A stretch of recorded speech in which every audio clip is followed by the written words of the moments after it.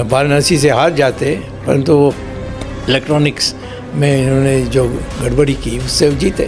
बिहार 2025 एक ऐसा चुनाव जिसने सच में सारे समीकरण ही बदल कर रख दिए। तो चलिए आज इन नतीजों की गहराई में उतरते हैं और देखते हैं कि कैसे इन्होंने राज्य की राजनीति को एक बिल्कुल नई दिशा दे दी है। 202 ये सिर्फ एक नंबर नहीं है, ये वो आंकड़ा है जिसने राष्ट्रीय जनतांत्रिक गठबंधन यानी एनडीए को एक ऐसी जबरदस्त और ऐतिहासिक जीत दिलाई है जिसकी उम्मीद शायद ही किसी ने की थी। तो सवाल सीधा सा है, आखिर ये हुआ कैसे? एक गठबंधन को इतनी बड़ी, इतनी शानदार जीत मिली कैसे? और इससे भी बड़ा सवाल, बिहार की सियासत के लिए इसका मतलब क्या है? चलिए आज इन्हीं सवालों के जवाब ढूंढते हैं। तो सबसे पहले शुरुआत करते हैं उन नंबर से, उन आंकड़ों से जिन्होंने इस पूरे चुनाव का फैसला किया। ये जो नंबर दिख रहे हैं ना, ये पूरी कहानी खुद ही बयां कर रहे हैं। देखिए, कुल 243 सीटों में से एनडीए के खाते में आई 202 सीटें, मतलब बहुमत के लिए जो 122 का जादुई आंकड़ा चाहिए उससे कहीं ज्यादा। और इसमें भी देखने वाली बात यह है कि बीजेपी 89 सीटों के साथ गठबंधन की सबसे बड़ी पार्टी बनकर उभरी, जबकि जेडीयू ने भी 85 सीटों के साथ अपना दम दिखाया। और दूसरी तरफ महागठबंधन वो सिर्फ 34 सीटों पर ही सिमट गया। तो आखिर इस जबरदस्त जीत का राज क्या था? प्रधानमंत्री नरेंद्र मोदी की माने तो इसका क्रेडिट जाता है एक नए फॉर्मूले को। जीत के बाद प्रधानमंत्री मोदी का कहना था कि ये जीत लोकतंत्र और सच्चे सामाजिक न्याय की है और इसका श्रेय जाता है एक नए MY फॉर्मूला को, यानी महिला और यूथ। तो ये MY फॉर्मूला है क्या चीज? देखिए, ये एक पॉलिटिकल स्ट्रैटेजी है जो दो खास ग्रुप्स पर फोकस करती है।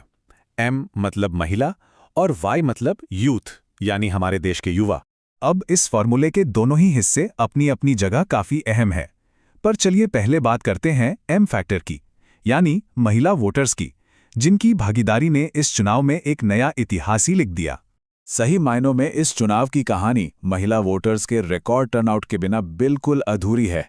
यही वो फैक्टर था जिसने नतीजों को एक तरफा सा बना दिया। 71.6%। ये आंकड़ा जरा ध्यान से देखिए। बिहार के इतिहास में आज तक इतनी ज्यादा महिला वोटर्स ने कभी वोट नहीं किया था। ये अपने आप में एक बहुत बड़ी जबरदस्त बात है।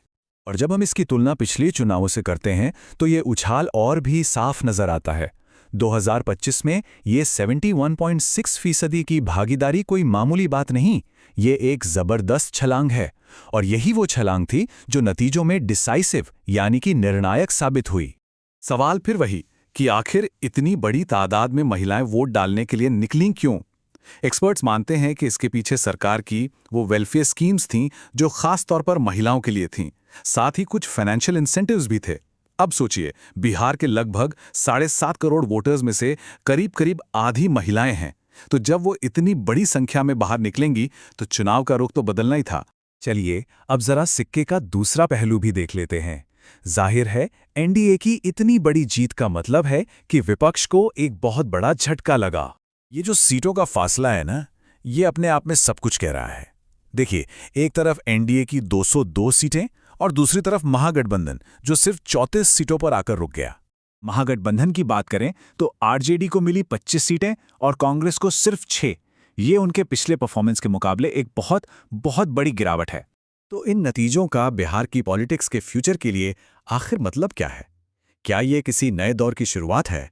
और अब एक बहुत बड़ा सवाल भी उठ रहा है, वो ये है कि क्या ये चुनाव बिहार के दो सबसे बड़े और पुराने नेताओं नीतीश कुमार और लालू प्रसाद यादव का आखिरी चुनाव था? देखिए, दोनों ही अब 70 साल से ज्यादा के हो चुके हैं। तो चलिए फटाफट से सारी बड़ी बातें एक बार फिर से देख लेते हैं। पहली बात, एनडीए को मिली 202 सीटों की लैंडस्लाइड विक्ट्री। दूसरी, माय फॉर्मूला यानी महिला प्लस यूथ एक जबरदस्त हिट साबित हुआ। तीसरी और सबसे अहम बात, 71.6% महिला वोटर्स का टर्नआउट जिसने पूरा गेम ही पलट दिया। और आखिर में ये सवाल कि क्या अब बिहार में लीडरशिप की एक नई पीढ़ी सामने आने वाली है? तो सवाल यही है, जीत के इस नए फॉर्मूले और लीडरशिप में बदलाव की आहट के बीच बिहार की सियासत का अगला चैप्टर आखिर क्या होगा?